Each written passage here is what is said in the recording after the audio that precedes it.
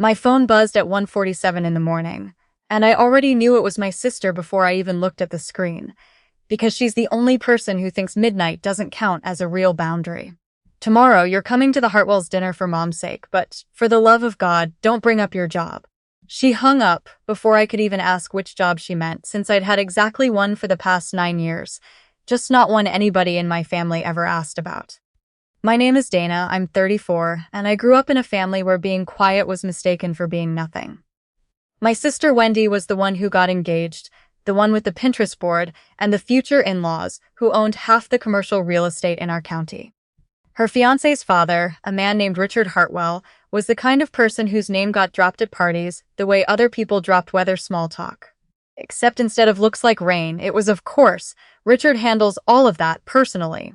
Retired Army colonel, decorated, the kind of resume that made my mother visibly straighten her spine whenever his name came up. I lay back in the dark after Wendy's call and thought about how many years I'd spent being the family's designated disappointment simply because I didn't live a life anyone could photograph for a holiday card. No husband. No house with a finished basement. Just a one-bedroom apartment, a beat-up Honda, and a job that nobody at Thanksgiving ever bothered asking a follow-up question about, because the assumption had long since calcified that there was nothing worth asking. The dinner was at a restaurant downtown, the kind with white tablecloths and a maitre who pronounced reservation like it was French. I wore the navy dress I always wore to these things, because anything more would have counted as trying too hard in my mother's silent rulebook, and anything less would have been an embarrassment. There was no version of me that wasn't, by default, a little bit of an embarrassment. I'd made peace with that math a long time ago. My mother met me at the entrance, looped her arm through mine like she was escorting a parolee, and murmured, "Smile. Don't mention work. Don't mention anything from before." I didn't ask, before what, because I already knew. Before meant the 4 years I'd spent doing something none of them understood, and none of them had cared to ask about. The 4 years that had quietly ended 2 years ago when I came home and decided not to correct anyone's assumptions about who I'd become in the meantime. Wendy looked beautiful and nervous in equal measure, glowing the way people do when they're standing at the edge of a life they've always wanted. Her fiancé, Caleb's brother, her fiancé Grant, Richard's son, kept his hand on the small of her back the whole night like he was afraid she might float away from happiness. I was glad for her. I want to be clear about that, because what happened later wasn't about resentment. I genuinely loved my sister, even when loving her meant making myself smaller so she could take up the space she'd always been given anyway. I made small talk with people whose names I forgot as soon as they were said. I drank one glass of wine, because my mother's eyes kept finding mine from across the table like a tether she didn't trust me not to snap. I nodded at stories about Grant's new partnerships at his law firm, about the cabin the Hartwells were building in the mountains, about a golf trip to Scotland that cost more than my yearly rent. I didn't contribute anything, because I had learned long ago that the things I might have contributed only ever made people uncomfortable, the way an unexpected fact makes a room go quiet before it decides to laugh it off. Then Richard Hartwell stood up to give his toast. He was tall in the specific way men get when they've spent 30 years being the tallest, most certain person in every room they walk into, even after they've left the uniform behind. His jacket was simple, no medals, just a quiet navy blazer, but there was something in the way he held his shoulders that told you exactly what kind of man he used to be in rooms with much higher stakes than this one. He talked about Grant's character, about how proud he was, about families coming together the way they're supposed to. The table leaned in the way tables always lean in for men like that. And then his eyes moved past Grant, past Wendy, past my mother's eager, performing smile and landed on me. He stopped. Not a pause for effect, an actual stop, mid-sentence, the kind that makes silverware go still without anyone deciding to put it down. He set his glass on the table slowly, like he needed both hands free for whatever he was about to do, and walked the length of the table toward me while I felt every single person there recalibrate their attention onto whatever was about to happen. My mother's knuckles went white around her napkin. "I'm sorry," Richard said, standing in front of my chair now, his voice quieter than it had been a moment ago, but somehow carrying further. "I keep staring and I can't place you, and that's bothering me more than it should." He tilted his head, the way you do when you're flipping through a mental filing cabinet you haven't opened in years. "Where do I know you from?" The room had gone fully silent. Somewhere behind me I heard ice shift in a glass. My mother's mouth opened slightly. the way it does right before she tries to manage a situation she doesn't understand. I set my fork down. My hands were steadier than I expected. "I don't think we've met," I said. "Wendy's sister." He almost smiled, the kind of half smile a man gives when he knows you're giving him the polite answer instead of the real one. "That's not what I asked." He studied my face another second, and then something shifted behind his eyes, some door swinging open after years of being shut. "Lieutenant Dana Caro," he said slowly, like he was testing whether the name still fit the face in front of him. "Logistics Command, Camp Arafian. You were the one who rerouted the southern convoy during the sandstorm 3 years back. My nephew was in that convoy."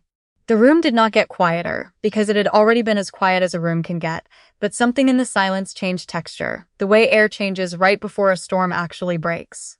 My mother's napkin slid off her lap. Nobody picked it up. "He came home because somebody made a call nobody wanted to make," Richard said, still looking at me, not performing anymore, just stating something the way men like him state things, like a fact they'd earned the right to say plainly. "I tried for 2 years to find out who that was. Army doesn't exactly hand out names like that. And here you are at my son's engagement dinner, and apparently nobody at this table thought that was worth mentioning." I hadn't planned on this room ever knowing.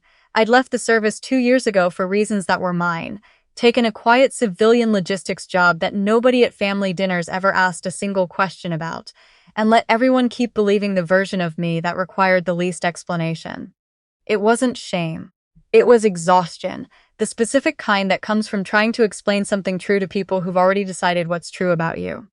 "You told me not to bring up my job tonight," I said, turning toward my mother, my voice coming out flatter and calmer than I felt. "So I didn't." Wendy's hand had gone to her mouth. Grant was looking between his father and me like he was trying to read subtitles in a language he didn't speak. My mother opened her mouth and then closed it again, and I realized I was watching something I had never once seen in 34 years.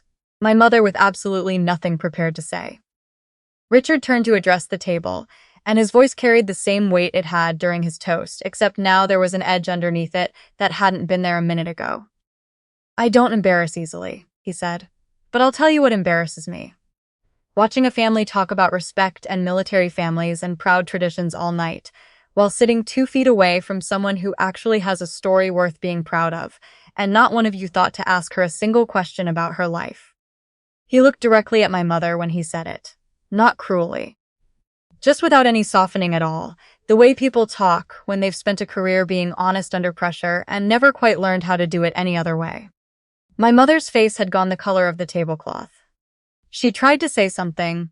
I think it started with, "Well, we didn't know," and then stopped, because we both knew that wasn't really the point, and we both knew she knew it.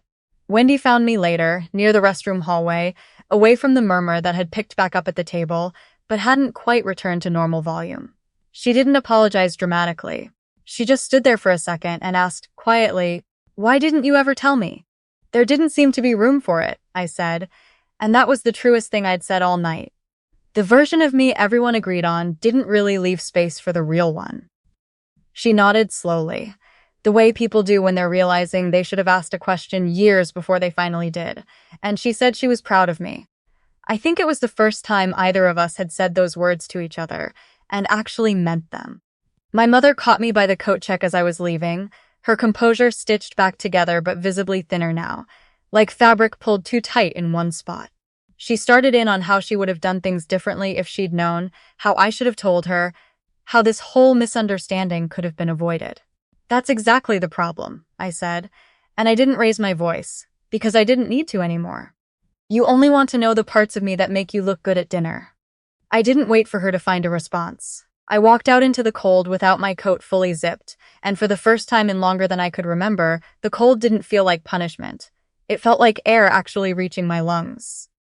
3 weeks later, my mother called to invite me to Sunday dinner, a regular one, no fiancés, no audience, just the 4 of us. She asked, almost shyly, what I'd been working on lately. I told her. She actually listened and didn't try to redirect the conversation toward Wendy's wedding planning, not even once. It wasn't a transformation. I'm not naive enough to think one dinner rewrites 30 years, but it was a start. The kind of small, late start that at least means somebody finally opened the door instead of pretending it was never closed. I still think about the way Richard Hartwell looked at me that night, not with pity, not with surprise exactly, but with the specific recognition of someone who'd spent his whole life learning to see people clearly, even when everyone around them had decided not to. It made me wonder how many other rooms I'd sat in over the years, quietly underestimated, waiting for someone, anyone, to finally ask the right question. I didn't need it to happen again. I just needed it to happen once, in front of the people who mattered, so that the truth could finally stop living in the part of me I'd learned to keep folded away.